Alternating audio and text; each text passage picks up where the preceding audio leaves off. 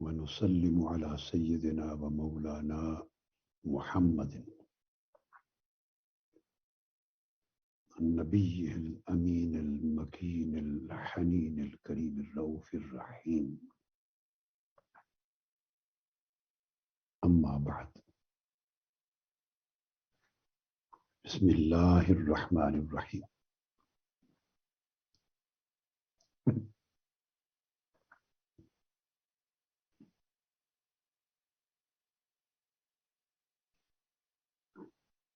جملہ حاضرین و ناظرین اور عالمی میلاد مصطفیٰ کانفرنس کے تمام شرکاء و متعلقین جو مینار پاکستان کے پنڈال میں، پاکستان بھر میں اور پوری دنیا کے اطراف و اکناف میں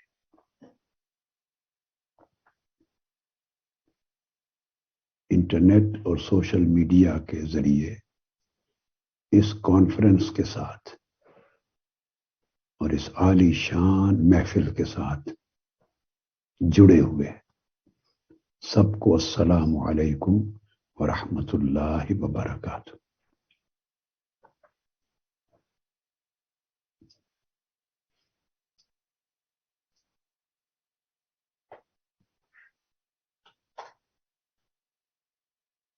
جیسا کہ میں نے پہلے عرض کیا، اللہ اکبر، کہ میں اپنی صحت کے بعض معاملات کے باعث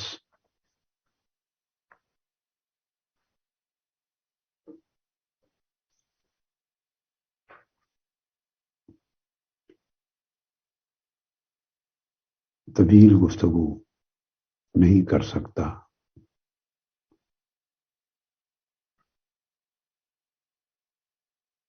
بلکہ یہ بھی ڈاکٹرز کی تجویز کے منافی میں نے چند کلمات کہنے کا فیصلہ کیا ہے۔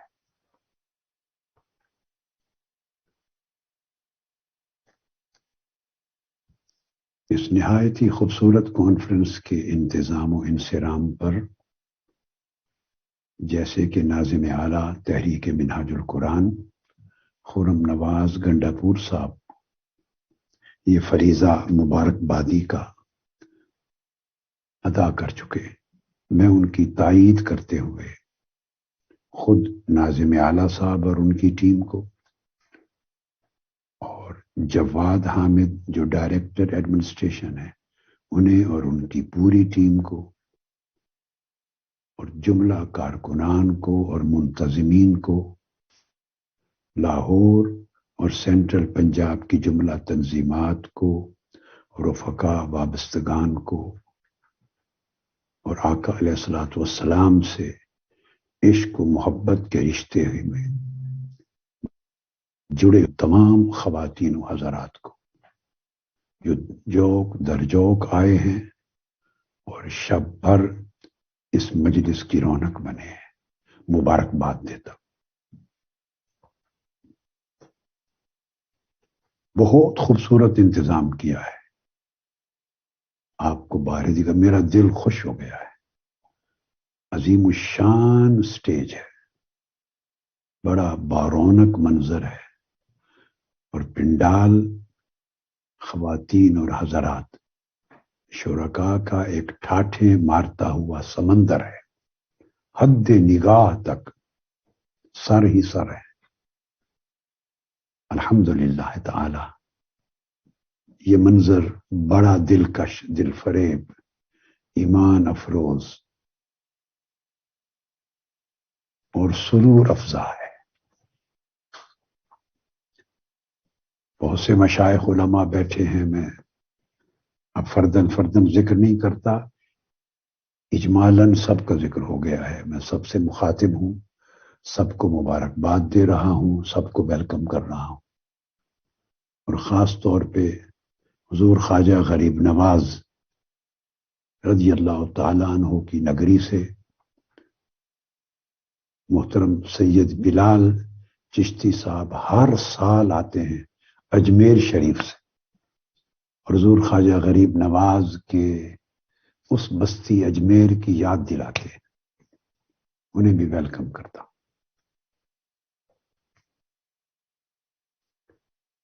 میں ایک حدیث پڑھوں گا۔ میں حسن بھائی کا خصوصیت سے شکریہ ادا کرتا ہوں کہ انہوں نے آج خطاب کر کے تو میری صحت کے باعث میرا بوجھ ہلکا کر دیا، اور مجھے اب اتنا وقت میرے لیے بچا جو اللہ پاک کی توفیق سے ممکن ہے کہ میری صحت اس کو برداشت کر لے، الحمدللہ تعالی۔ انہوں نے بہت خوبصورت خطاب کیا، ڈاکٹر حسن محی الدین قادری، ان کو بڑا علمی اور فکر انگیز قرآنی خطاب پر مبارکباد دیتا۔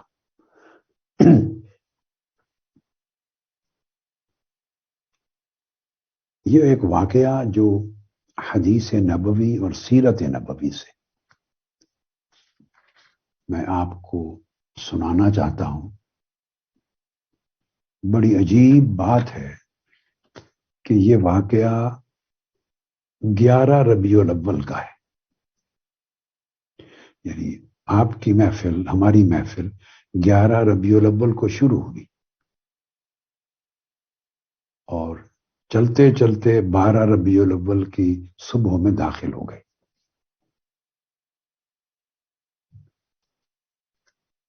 تو علماء اصحاب السیر بیان کرتے ہیں، اور یہ بات خاص طور پہ امام ابن عساکر نے تاریخ دمشق میں بیان کی ہے کہ جب یہ واقعہ پیش آیا تو 10 دن اور راتیں ربیع الاول کی گزر چکی تھی۔ مطلب یہ ہے کہ 11 ربیع الاول کا واقعہ ہے۔ اور یہ بھی بڑی عجیب بات ہے جس سے ایک سرور پیدا ہوتا ہے طبیعت میں کہ واقعہ 11 ربیع الاول کا ہے، اور اس وقت عمر مبارک حضور علیہ الصلوۃ والسلام کی 12 سال تھی، یعنی 11 اور 12 کا دیکھیے ربط کیسا ہے۔ 11 ربیع الاول کا واقعہ اور عمر مبارک 12 سال تھی۔ حضور علیہ الصلوۃ والسلام کے چچا جناب ابو طالب اور کئی دیگر سرداران قریش ایک بہت بڑے تجارتی قافلے کی شکل میں شام کی طرف روانہ ہوا۔ مجھے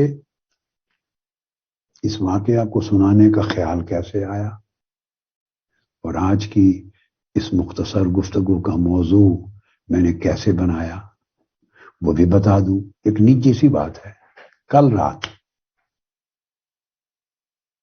حسن بھائی کے صاحبزادے اور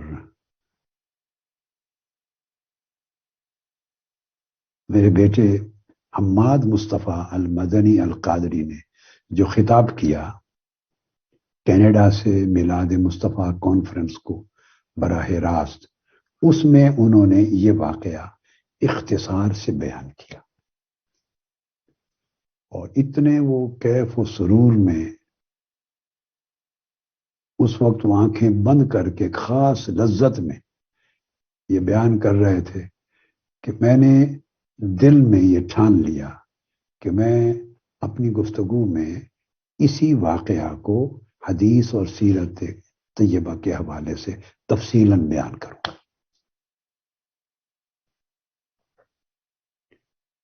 تو میں نے عرض کیا کہ قریش مکہ کے سردار شام کی طرف قافلہ تجارت میں روانہ ہوئے تو حضور علیہ الصلوۃ والسلام نے فرمایا اپنے چچا کو کہ مجھے کس کے پاس چھوڑے جا رہے ہیں، میرا تو کوئی نگہبان نہیں ہے پیچھے، مجھے بھی ساتھ لے چلے۔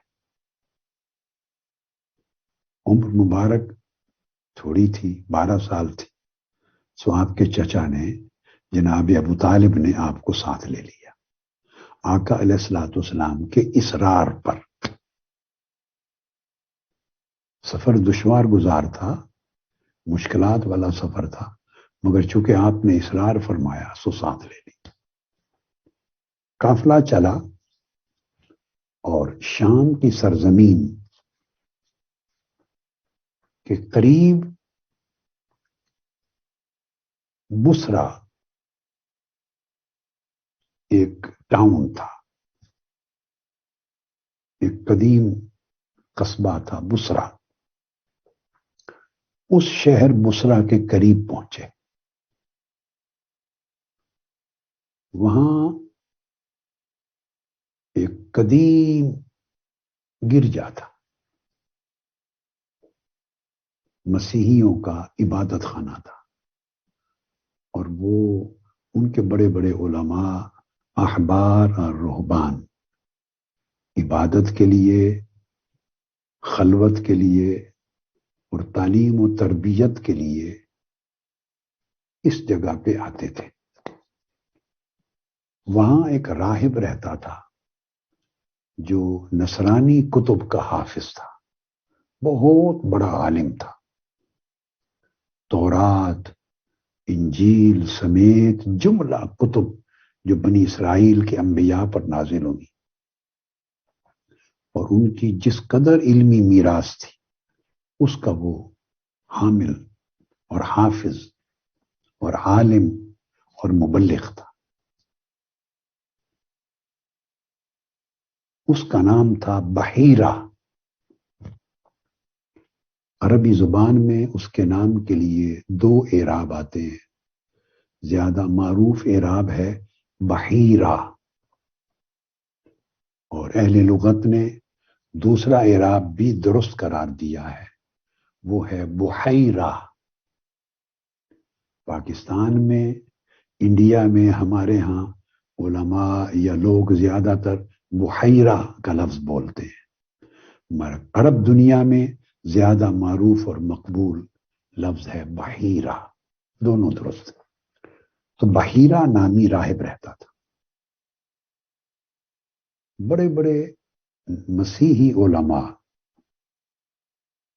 وہ وفد کی صورت میں اس کے پاس آتے، کئی دن ٹھہرتے، پڑھتے تھے، اپنی قدیم بنی اسرائیل کی کتابوں کا سبق لیتے تھے. اس کا اتنا بڑا مرتبہ اور مقام تھا. قافلے وہاں آتے تھے، گزرتے تھے. یہ بہت زیادہ بودر نہیں کرتا تھا، کسی کی فکر نہیں کرتا تھا، بے نیاز رہتا تھا. اس مرتبہ جب یہ قافلہ مکہ کے قریشی سرداروں کا جب پہنچا تو یہ تو ان سے کلام بھی نہیں کرتا تھا. اب میں یہ جو عبارت پڑھ رہا ہوں یا واقعہ آپ کو سنا رہا ہوں، یہ روایت اصلاً سیرت ابن ہشام سے، جس کو امام ابن اسحاق نے روایت کیا ہے، اور بعد ازاں تاریخ الطبری نے بھی اس کو لیا ہے. تو میں ابتداءً یہ واقعہ سیرت ابن ہشام اور تاریخ طبری سے لے رہا ہوں. پھر اس کے بقیہ کچھ حصے دیگر کتب حدیث و سیر سے میں شامل کروں گا. جب یہ قافلہ سرداران قریش کا، جس میں حضور علیہ الصلوۃ والسلام بھی شامل تھے، 9 عمری میں، 12 سال کی عمر مبارک، جب وہ وہاں پہنچا تو یہ اونچا اس اپنے گرجا میں بیٹھا دیکھ رہا تھا. اس نے دیکھا کہ یہ جو قافلہ آ رہا ہے، ایک بادل اس قافلے کے اوپر سایہ فگن ہے، سائبان کی طرح ایک بادل تنا ہوا ہے، اور جیسے جیسے قافلہ چلتا ہے بادل اس قافلے کے اوپر، قافلے کے ساتھ ساتھ چلا آ رہا ہے. اس نے بڑے غور سے واچ کیا کہ بادل قافلے کے ساتھ چلتا آ رہا ہے.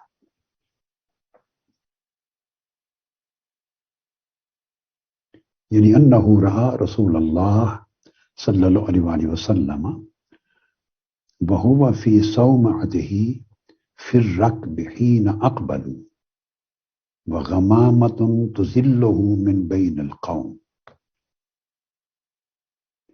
اب امام ابن اسحاق بیان کرتے ہیں کہ پھر وہ قافلہ آگے آیا اور وہ اس کے مسیحی مرکز یا چرچ کے قریب آ کے بیٹھ گیا. قافلے نے تھوڑی دیر آرام کے لیے وہ جگہ چوز کی. درخت کا سایہ تھا، بڑا درخت، تو درخت کے زیر سایہ قافلہ رک گیا. اب امام ابن اسحاق بیان کرتے ہیں کہ اس چرچ کے اندر بیٹھا ہوا وہ راہب دیکھتا ہے فناظر الی الغمامہ حین اظلت الشجرہ. اس نے دیکھا کہ جب درخت کے نیچے آ کے قافلہ بیٹھا تو بادل بھی درخت کے اوپر آ کر رک گیا، آگے نہیں بڑھا، رک گیا.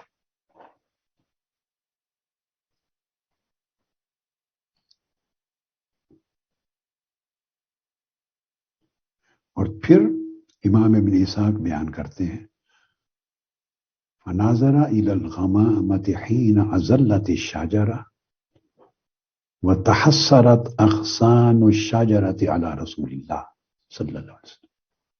اس نے دیکھا کہ بادل درخت کے اوپر آ گیا اور درخت کی جو ٹہنیاں تھیں انہوں نے ایک جھرمٹ بنا لیا اور حضور علیہ الصلوۃ والسلام کے اوپر سایہ بن گئی. درخت کی ٹہنیاں منتشر تھی نا، تو ان میں سے دھوپ بھی چھن چھن کر آتی ہے. ٹہنیاں جڑ گئیں اور سائبان بن کے حضور علیہ الصلوۃ والسلام کے سر انور کے اوپر آ گئے. یہ منظر اس راہب نے دیکھا. دیکھتے وہ اتر آیا، اس نے حکم دیا لوگوں کو کہ اس قافلے کے لیے کھانا تیار کرو. بہت بڑی دعوت تیار کی اور دعوت تیار کر کے باہر نکلا اور اس نے قافلے سے کہا، وہ جو اس درخت کے نیچے بیٹھا تھا، قال انی قد صنعت لکم طعاما یا معشر قریش فانا احب ان تحضروا کلکم صغیرکم وکبیرکم وعبدکم وحرکم. اس نے کہا میں نے تمہارے لیے کھانا تیار کیا ہے اور میں چاہتا ہوں کہ جب کھانا لگ جائے تو تم میں سے ہر چھوٹا بڑا، آزاد غلام، سردار غریب، سارے افراد اس کھانے کے دسترخوان پہ آئیں، کسی کو پیچھے چھوڑ کے نہ آئیں. اس نے بطور خاص یہ بات کی. اب جو سرداران قریش تھے وہ کہنے لگے اس راہب کو، یا بحیرہ ان